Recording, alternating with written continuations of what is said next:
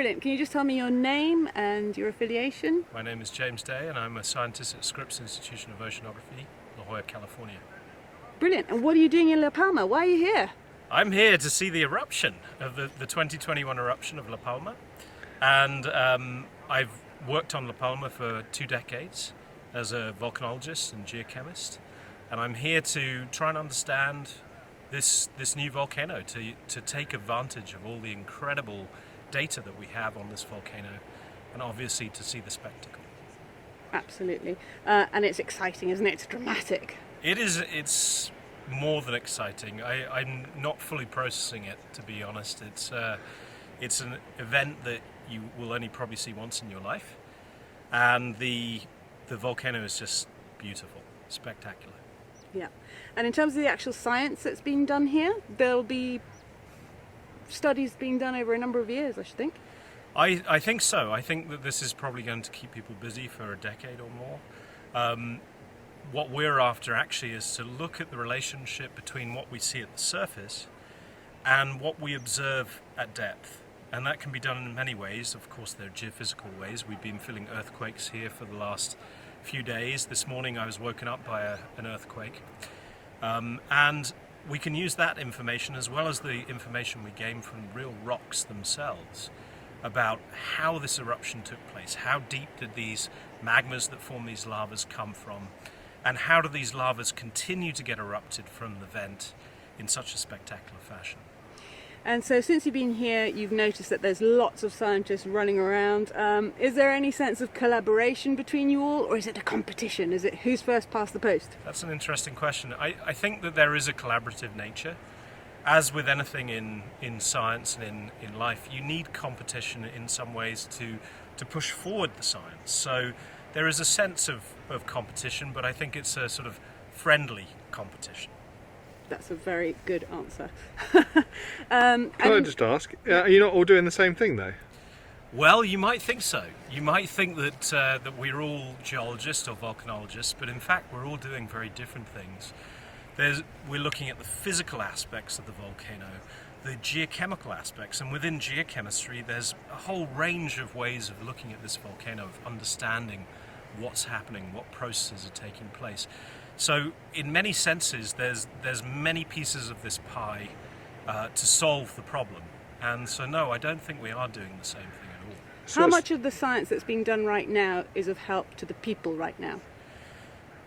I think that there are people who are considering how to better manage these situations, and I think the 2011 eruption on El Hierro, which is just behind you, was an important step. It was kind of a dry run because ironically the volcanism occurred under the water, so not really a dry run, a wet run perhaps, but that helped the authorities to understand this process much better. The issue, of course, is you cannot stop a volcano from doing its thing. It really is a force of nature. These houses that have been lost, it's very unfortunate, but the reality is there was no way that you could stop this.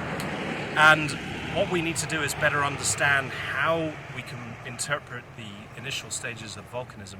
But I think actually they did a very good job here. They evacuated people. Thankfully there's been no fatalities. And the worst that has happened is that people have lost their homes and their sentimental value of things. But I think in retrospect, when you look back in 5 years' time, they'll be very pleased that they're still alive, and that hopefully this island has recovered economically. I think this volcano is going to bring a lot of new jobs. And I think that the science that we're doing may not help these individuals today, but hopefully it will help other individuals in the future with this type of eruption. Well, that's an interesting question, because obviously La Palma is one thing, but we've got a big neighbour next door, Tenerife, with a much more densely populated island, and it would be a different eruption altogether just because of the risk of people getting in the way. Are we ready for an eruption on Tenerife?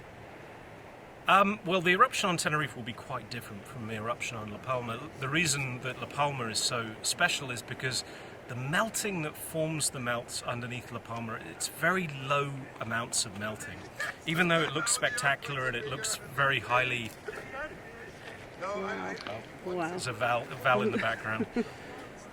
Even though the eruption on La Palma is relatively small amounts of melting, on Tenerife, the issue you have is that most of the eruptions in the past 2 million years have been quite explosive. So on top of the very large high population density, the touristic aspect of the island, this could be a far more critical event. But the authorities are learning from this one. It's almost as if these islands are giving them a series of opportunities to understand and manage the situation in a way that doesn't lead to fatalities. And I think they're doing a great job. So what do we need to do better in Tenerife if we have that emergency? I think the important thing on Tenerife is for people to understand the seismic crises that may occur before any of these major events that could take place, to understand geodetic measurements. That means to say how the volcano is inflating and deflating in response to magma underneath it, and really just to keep a pulse, to measure the pulse of the volcano. Is that enough to be able to say we know when the eruption will take place? No, it's not. We still have not been able to predict an eruption. At least not the date, the exact date or time. And so I think we just need to be careful. We also need to understand as well that crying wolf scientifically is a very bad thing. So if you get dramatic about this situation, you say we need to evacuate the whole of Tenerife or the whole southern portion of Tenerife, that could be very bad if there's no eruption. So management is key. And as I say, the management that the Spanish authorities have shown here is really quite impressive. Let's hold for the car.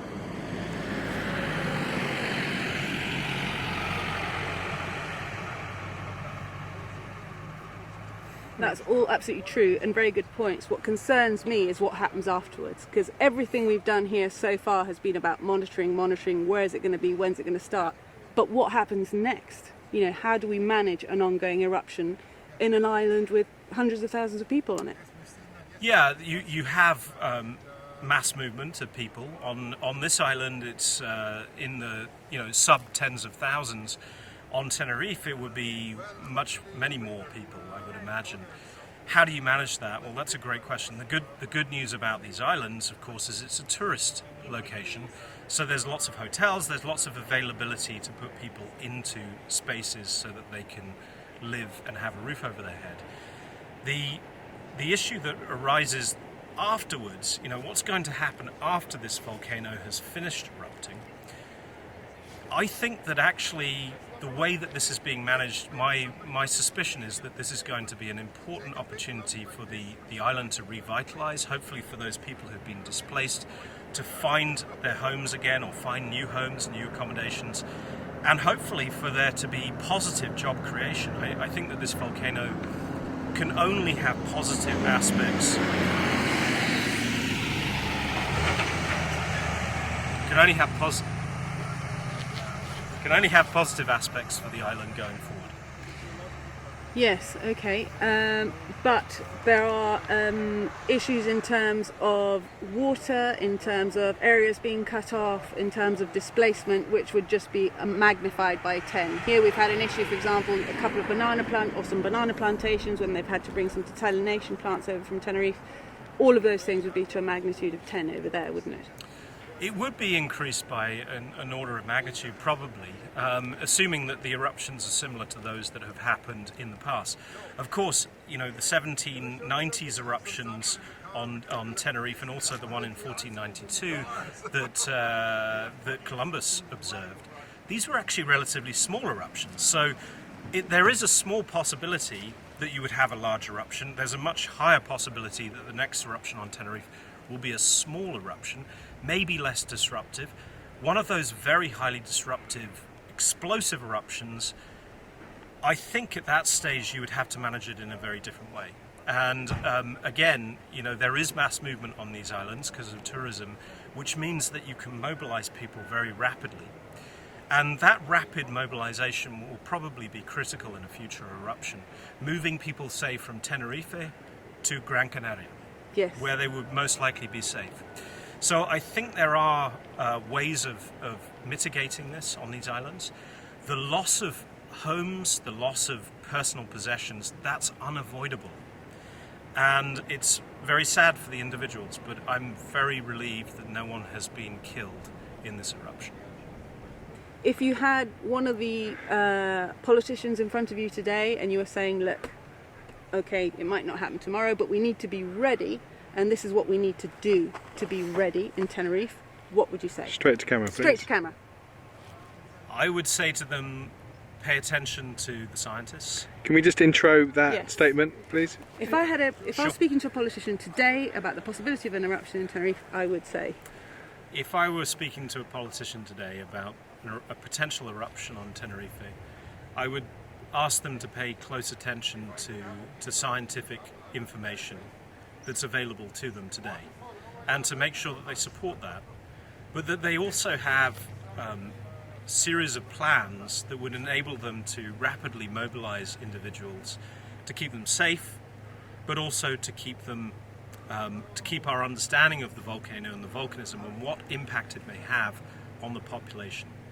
And I think that this eruption on La Palma in 2021 is an excellent location for them to try this, and I actually think that they're doing a very strong job of that, and they're going to learn from this experience. But on Tenerife, it's really important to keep monitoring the volcano. Would it surprise you to know that there isn't really a plan in Tenerife? Humans are very good at making plans when they need to.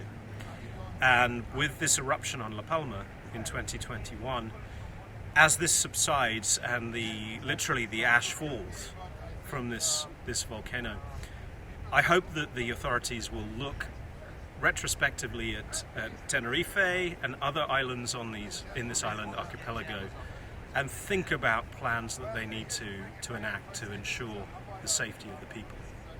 I have one final question, because you did mention your plea that people should listen to the scientists. Have they not been listening to the scientists here? I think they have been listening to the scientists here. I think a very important aspect of doing science is obviously to be supported by the authorities. And one of the first things that tends to get cut in situations where things need to be cut are natural hazards, because they don't occur very often, thankfully. But because they don't occur very often, it falls from people's minds, and this is a very bad thing. You need to remember, and you need to retain this knowledge, and so science, it's very important to support science and to ensure that it's there when lives need to be saved.